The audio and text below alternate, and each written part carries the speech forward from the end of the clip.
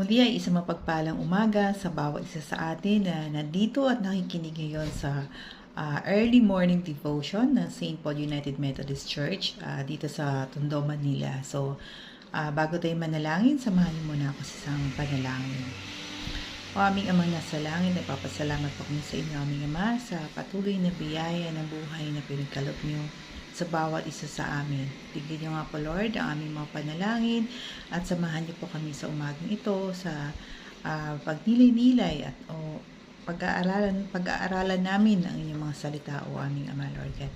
Naway patuloy po ito magbigay ng lakas sa bawat isa sa amin, hindi lamang sa araw na ito, kundi sa araw-araw ng aming buhay, o aming Ama. Muli nagpapasalamat po kami, Lord, sa patuloy na biyaya sa bawat isa sa amin. Ito nga po, Lord, aming panalangin at hiling sa pangalan ni Jesus. Amen at Amen. So, good morning ulit, St. Paul United Methodist Church at sa lahat ng mga nakikinig sa amin dito sa umagang ito. No? So, ang pagbabasihan ng ating pag-uusapan sa umagang ito ay mula sa Mateo chapter 6 verses 1 to 6. So, basahin ko siya mula sa Magandang Balita, Biblia. So, 1.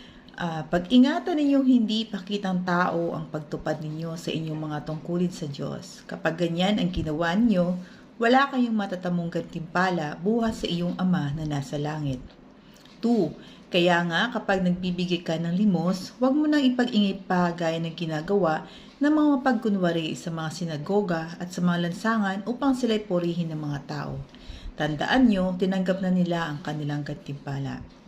3. Sa halip, kapag nagbigay ka ng limos, huwag mo nang ipaalam ito maging sa matalik mong kaibigan. 4. Gawin mong lihim ang iyong pagbibigay ng limos at ang iyong Ama na nakakakita ng kabutihang ginagawa mo ng lihim ang siyang magbibigay ng gantimpala sa iyo.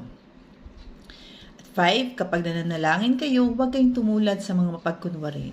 Mahilig silang manalangin na katayo sa mga sinagoga at sa mga kanto upang makita ng mga tao. Tandaan nyo, tinanggap na nila ang kanilang gantimpala. Ngunit kapag mananalangin ka, pumasok ka sa iyong silid at isara mo ang pinto. Saka ka manalangin sa iyong Ama na hindi mo nakikita.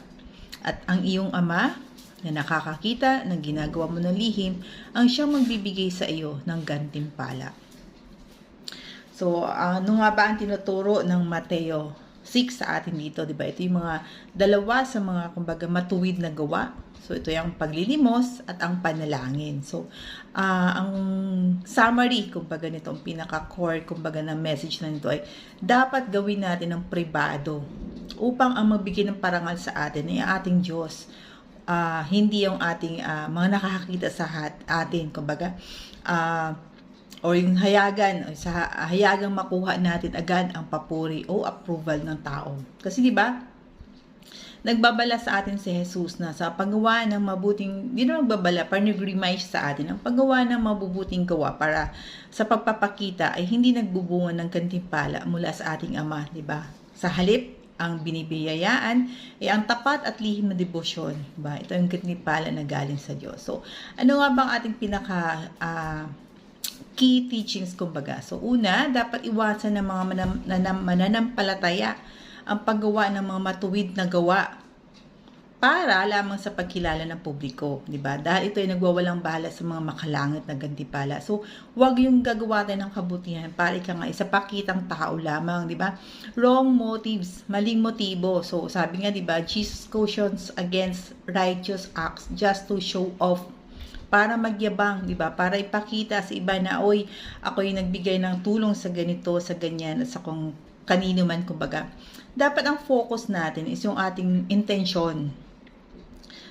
Doing good for attention is vain, di ba? So, hindi siya nakakabuti. Sa halip ay parang mas napapasama pa, di ba? Yung pagtulong natin na hindi ika nga ibukal sa ating kalooban, di ba? May naririnig tayong parang commercial sa TV, sabi niya, ginagawa raw niya yung pagtulong na yun kasi para sa kanya is pamasahin yun sa langit, di ba? So, parang ano natin is gumawa tayo ng mabuti na walang hinihintay na kapalit sa kapwa. Yung bang tipong paggagawa tayo nakabutihan sa kapwa natin, agad iniisip natin ay pag ginawa ko ito, may makukuha din akong kapalit, 'di ba? So, dapat ang maggantimpala natin ay nauugnay sa paglingkod sa Panginoon ng buong puso, 'di ba? Sa halip na paghangad lamang na makuha natin yung pagsang-ayon, yung approval, or 'di ba? Or yung mga praises ng mga tao na nasa paligid natin. So, dapat yun ang lagi nating pakaisipin na pag nagbigay tayo ng anumang tulong sa kapwa natin o sa anumang mga organisasyon o grupo na nangangailangan ng tulong, as much as possible, kumbaga ay tumulong tayo ng bukal sa ating kalooban. Kung ano yung nasa puso natin, hindi ko ano yung nasa isip natin. Kasi kadalasan nasa isip, yun nga, di ba? Lalo na sa mga politiko, di ba? It's a free publicity, di ba? Parang ganyan. Mas nakakapogi, mas nakakabango sa pangalan nila. So, dapat tayong mga Kristiyano ang isipin natin palagi ay kung ano ang nilalaman ng ating puso. So, ang sumunod naman dun ay yung giving in secret, di ba? So, yung mga pagbibigay natin ng limos. Sabi nga ay, amin should not be given with fanfare like hypocrites, 'di ba? Yung mga nagpapakitang tao talaga, 'di ba? Parang ganyan, para makita ng iba na na nagbigay tayo ng tulong kumbaga sa mga nangangailangan na 'yon. Pero ang sabi nga, 'di ba, ang Panginoon ang nakakakita, nakakaalam ng laman ng ating puso, kung ano ba talaga ang pinakamotibo natin, baka tayo nagbibigay sa ating kapwa. So, dapat it means pure-hearted generosity, di ba? Hindi yung meron kang interest, may pansariling interest kung bakit ka tumutulong. So, kadalasan kasi ang mga pagkunwari ay gumagawa pa ng ingay, di ba? Upang makakuha ng atensyon, di ba? In return, gusto nila, tulad nga sabi ko, di ba, yung mga politiko na ganyan, karamihan sa mga kanila is nagbibigay ng tulong, may kare-kare, may kasama pa mga taga-media, di ba, para may full coverage, ika nga yung pagbigay nila ng tulong. So, para sa mga ngayon, tinanggap na nila ang kanilang gantimpala. Ito yung gantimpala lang nila mula sa mga papuri o pasasalamat ng mga tao. Pero hindi na ating amang nasa langit. So, meron naman, di ba, meron naman ako mga kilala nagbibigay sa mga charity, di ba? Pero hindi alam ng lahat. Madami pala sila na nagbibigay ng patago o pasikreto. Kasi yun yung mga may talagang pure na motibo na tutulong lang ako na kahit walang media, walang nakakaalam, walang coverage, kumbaga. So, naway, ito yung ating tularan bilang mga Kristiyano, di ba? Ang sumunod na tinuturo dito ay ang praying in private, di ba? Prayer, sabi nga, should not be a public performance to gain attention, but a personal, quiet conversation with God. So, ang sabi ni Jesus, pumasok tayo sa private room, i-close natin yung pinto at doon manalangin. I-focus natin ang ating sarili sa ating Panginoon, di ba? Hindi naman natin dinadown or kumbaga minamaliit or binibigyan ng anumang ibang kahulugan, di ba? Yung mga nagpapahayag ng salita ng Diyos na nagsisermon or nagpipreach mga kalsada sa bus, di ba? Kasi nasa atin yun bilang tagapakinig kung paano isa puso ang mga salita na binibitawan nila, kung paano natin i-apply sa pang-araw-araw nating pamumuhay, di ba? No? So, ang panalangin dito talaga, ang panalangin na dapat na gawin natin, dapat sa isip natin, sa puso natin, ito isang pribadong pakikipag-ugnayan sa Diyos. Di ba? Hindi ito isang pampublikong pagganap. So sabi nga, it's private. Pribado, di ba? It's just between you and God, di ba? Kaya nga, di ba, kayo may nauso yung mga Data Privacy Act kasi ayaw ipaalam ang mga sensitibong impormasyon ng tao sa iba. So, parang yung conversation natin with God, our prayers are private conversation with God. So, nilalabas natin lahat ng gusto natin sabihin sa ating Panginoon, lahat ng mga hinanakit, lahat ng mga sama ng puso natin, kabasakit sa puso natin, or kung ano mga kahilingin sa Panginoon, di ba? So, as much as possible, syempre, di ba, parang hindi naman natin gusto na kung ano yung mga nilalaman ng ating puso, kung mga hinaing natin, mga sakit na nararamdaman natin, ay malaman din ng iba. So, parang gusto natin, yung Panginoon lamang natin ang nakakaalam. So, it's between you and God. So, dapat ganoon ka-private ang panalangin, di ba? So, in general, in summary, hindi naman pinagbabawal ni Jesus yung pampublikong pagsamba o yung kawang gawa. Kasi, syempre, it's one of the magandang kaugalian bilang mga Kristiyano, di ba? Ang pinupuna lamang dito ay ang pagsagawa ng mga ito upang makakuha ng pansariling praise, pansariling kapurihan, di ba? So, di ba lagi natin sinasabi, di ba, na dapat lahat ng ginagawa natin, lahat ng sinasabi natin ay dapat magbigay ng kapurihan sa ating Panginoon, di ba?